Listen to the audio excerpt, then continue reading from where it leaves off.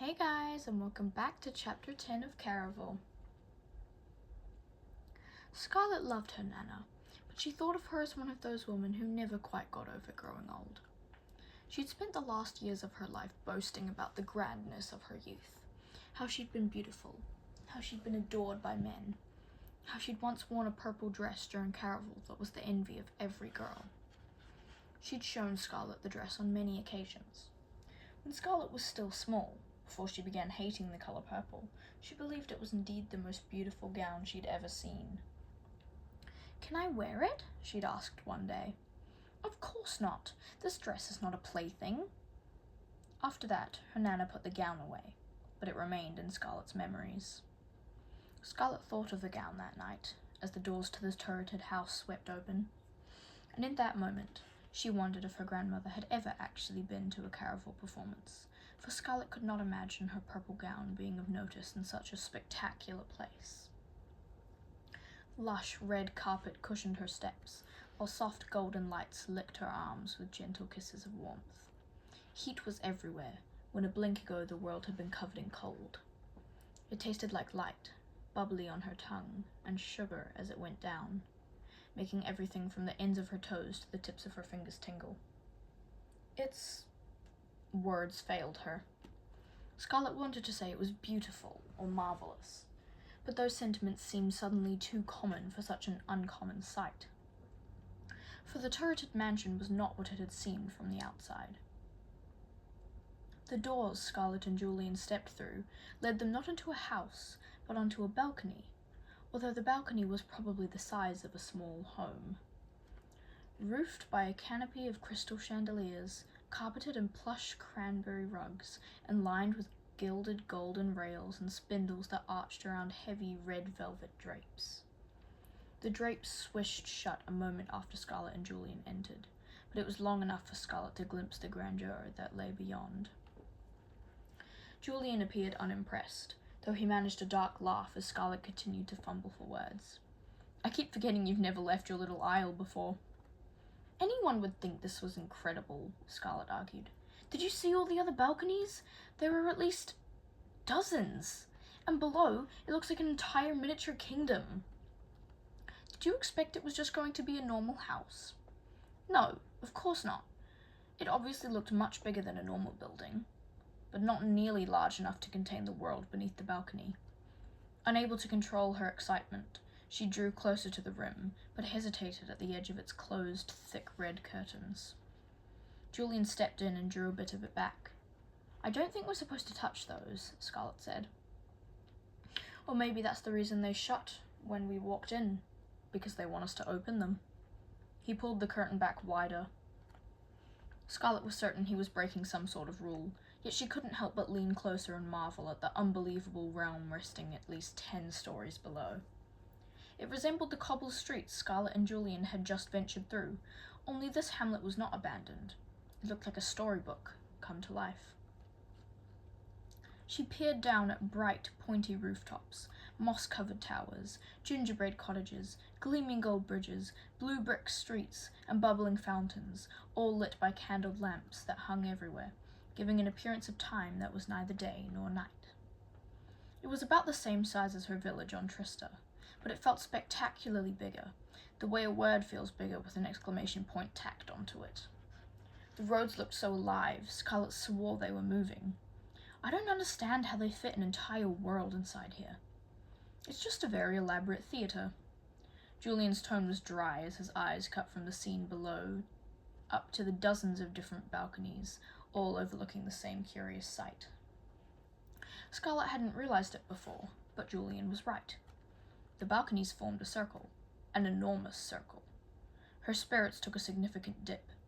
Sometimes it took her an entire day to track down Tella on their father's estate. How would she ever find Tella here? "Take it in while you can," Julian said. "It will make it easier to get around on the ground. After this, there will be no more coming back up here unless—" From the back of the balcony, someone cleared his throat. "You need to step away and shut those curtains." Scarlet turned immediately, briefly terrified they'd be kicking out for breaking a rule, but Julian took his time letting go of the drape. "And who are you?" Julian stared down the intruder, as if this new young gentleman were the one who just done something wrong. "You can call me Rupert." He looked at Julian with equal disdain, as if he knew Julian wasn't supposed to be there. Pompously, the man straightened his top hat. Without it, he probably would have been shorter than Scarlet. At first glance, he had looked like a gentleman, in his crisp grey pants and a suit coat with tails, but as he stepped closer, Scarlet realized he was merely a boy, dressed up like a man, with cheeks that still had baby fat and limbs that didn't look as if they'd finished growing, despite how he dressed them up in fancy clothes. Scarlet wondered if his costume was homage to Legend, who was known for his top hats and finery. "I'm here to go over the rules and answer any questions before you officially begin the game." Without any flourishes, Rupert repeated the same speech given by the girl on the unicycle. Scarlet just wanted to be let in. Knowing Teller, she'd already fallen in love with some new form of trouble. Julian nudged her in the ribs. "You need to listen." "We've already heard this." "Are you certain?" Julian whispered. "Once inside, you will be presented with a mystery that must be solved," said Rupert. "Clues will be hidden throughout the game to help you on your way. We want you to get swept away, but be careful of being swept too far away," repeated Rupert. "What happens if someone does get swept too far away?" asked Scarlet. "That's usually when people die or go mad," Rupert answered, so calmly she'd wondered if she'd misheard him. With equal composure, he took off his top hat and pulled out 2 pieces of parchment. He held out the creamy papers for Scarlet and Julian, as if for them to read, but the script was impossibly small. "I'll need 1 drop of blood at the bottom of each," said Rupert. "For what?" asked Scarlet. "These confirm you've heard the rules, twice, and that neither the Caraval estate nor Master Legend is responsible in the event of any untimely accidents, madness, or death." "But you said nothing that happens inside is real," Scarlet argued. "Occasionally, people confuse fantasy with reality. Accidents sometimes result. It rarely happens," Rupert added. "If you're worried, you don't have to play. You may always simply observe." He looked almost bored as he finished, making Scarlet feel as if she were fretting over nothing. If Teller were there, Scarlet could imagine her saying, "You're only staying 1 day. If you sit and watch, you'll regret it." But the idea of a contract sealed in blood did not sit well with Scarlet. Though if Teller was playing and Scarlet chose not to, maybe she'd be unable to find her, making it impossible to leave the next day and get home in time to marry the Count. Despite Rupert's instructions, Scarlet was still a bit unsure as to the particulars of the game. She had tried to learn everything she could from her grandmother, but the woman had always been vague. Rather than actual facts, she'd given Scarlet romantic impressions that were beginning to feel a bit off. Pictures painted by a woman who saw the past as she wished it, rather than how it actually was. Scarlet looked at Julian. Without hesitation, he let Rupert prick his finger with some sort of thorn and pressed the bloody tip to the bottom of 1 contract. Scarlet remembered a few years ago when Caraval had stopped traveling for a time. A woman had been killed. Scarlet didn't know the details as to why. She had always assumed it was just a tragic accident, unrelated to the game, but now Scarlet wondered if the woman had become too caught up in the illusion of Caraval. But Scarlet had played her father's distorted games all these years. She knew when she was being deceived, and she couldn't imagine she'd become so confused about reality that she would lose her life, or go insane. Still, it didn't mean she wasn't nervous as she stretched out her hand. She knew better than to assume any type of game came without a cost. Rupert pricked her ring finger so quickly Scarlet barely noticed that when she pressed her finger to the bottom of the delicate page, it was as if all the lights went out for a moment. When she took it away, the world became even brighter. She felt as if she could taste the red of the curtains. Chocolate cake drenched in wine. Scarlet had only ever had a sip of wine, but she imagined that not even a whole bottle could bring this much iridescent euphoria. Despite her fears, she felt an uncustomary moment of pure elation. The game officially begins at sunset tomorrow and ends at sunrise on the 19th. Everyone has 5 nights to play the game, Rupert continued. You will each receive 1 clue to start you on your journeys. After that, you will need to find the other clues on your own. I recommend acting quickly. There is only 1 prize and many who will be searching for it. He stepped closer and handed them each a card. It read, La Serpiente de Cristal, the glass serpent. Mine's the same, Julian said. Is this our first clue? Scarlet asked. No, Rupert answered. You'll find lodgings prepared for you there. Your rooms will contain your first clues, but only if you manage to check in before daybreak. What happens at daybreak? Scarlet asked. As if he didn't hear her, the boy pulled a cord near the edge of the balcony, parting the curtains. Grey birds had taken flight in the sky, and beyond them the colourful streets were fuller than before, while the balconies were emptier. Their hosts were letting everyone out at the same time. Another silver rush of excitement swept over Scarlet. This was Caraval. She had pictured it more often than she'd dreamed of her own wedding. Even though she could only afford to stay a day, she already imagined it would be difficult to leave. Rupert tipped his hat. Remember, don't let your eyes or feelings trick you. He stepped up to the balcony's rail and jumped. No! Scarlet screamed, all the colour draining from her face as she watched him plummet. Don't worry, Julian said. Look. He pointed over the edge of the rail as the boy's suit coat transformed into wings. He's fine. He just made a dramatic exit. A swath of grey fabric, he continued to glide until he looked like one of the large birds in the sky. It seemed the tricks on Scarlet's eyes had already begun. Come on, Julian strode from the balcony, a purpose to his step that said he expected her to follow. If you'd been listening, you'd have heard him say that everything locks at dawn. This game has a reverse curfew. Doors close at sunrise and don't unlock until after sunset. We don't have much time to find our rooms. Julian stopped walking. At his feet, a trapdoor was open. Most likely it was how the boy had entered unseen. It led to a winding black marble staircase, spiraling down into like the inside of a dark seashell, lit by waxy sconces dripping crystal candles. Crimson? Julian stopped her at the threshold. For a moment his expression looked torn, the way it had during the tense seconds before he left her in the clock shop. What is it? Scarlet asked. We need to hurry.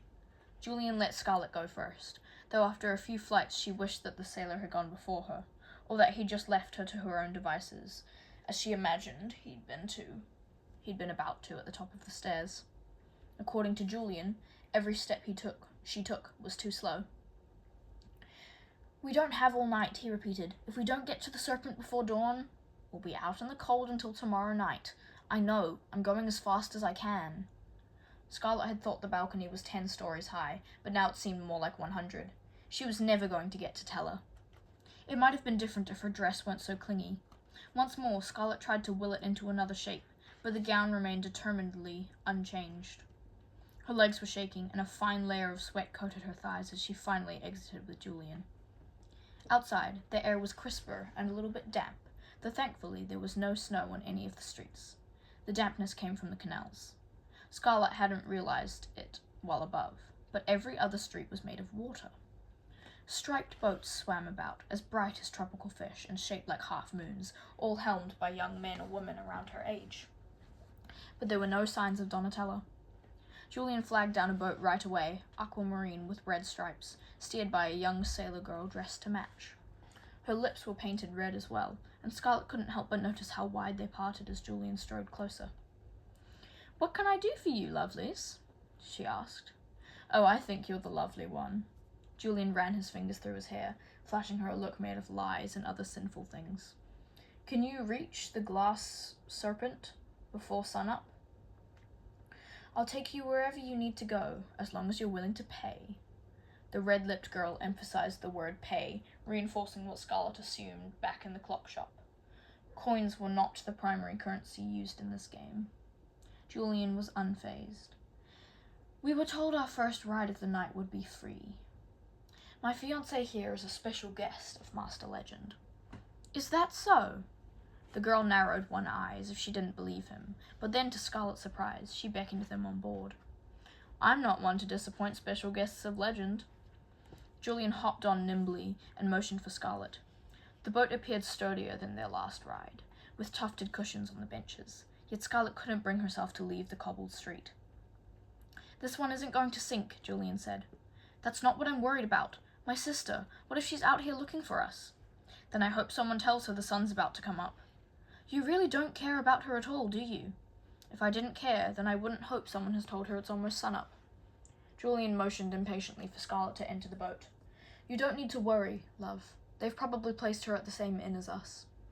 But what if they haven't? Scarlet said. Then you're still more likely to find her by boat. We'll cover distance faster this way. He's right, said the girl. Daylight is approaching fast. Even if you did find your sister, you wouldn't be able to walk to the serpent before it arrives. Tell me what she looks like, and I can keep an eye out for her as we go. Scarlet wanted to argue. Even if she couldn't find her sister before sunup, she wanted to do everything in her power to try. Scarlet imagined this to be the sort of place where a person could be lost and never found. But Julian and the sailor girl were right. They'd move faster in the crescent boat. Scarlet didn't know how much time had passed since the Isle's curious sun had disappeared, but she was certain time moved differently in this place. My sister is shorter than me and very pretty, with a bit of a rounder face and long spirals of blonde hair.